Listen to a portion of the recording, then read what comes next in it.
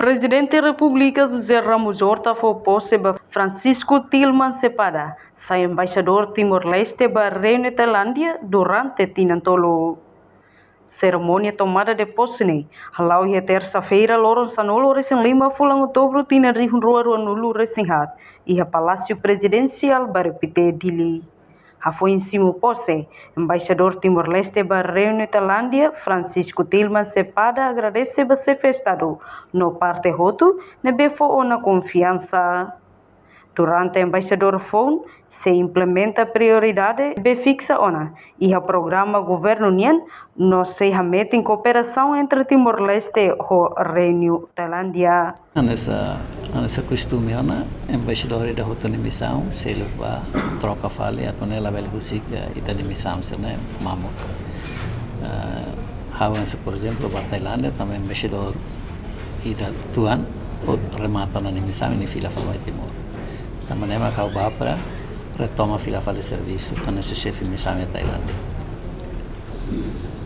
Durante a missão da série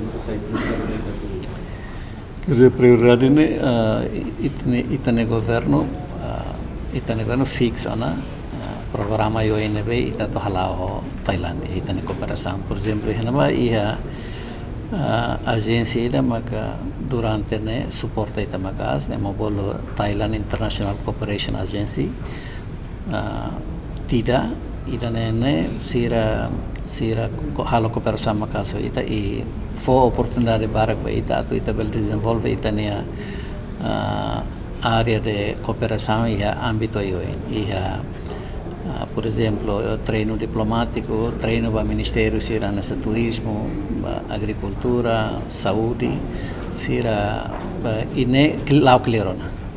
E te espera kata ko no mensagem da reunião né, how se buka exploratan área seda maka precisa para itatu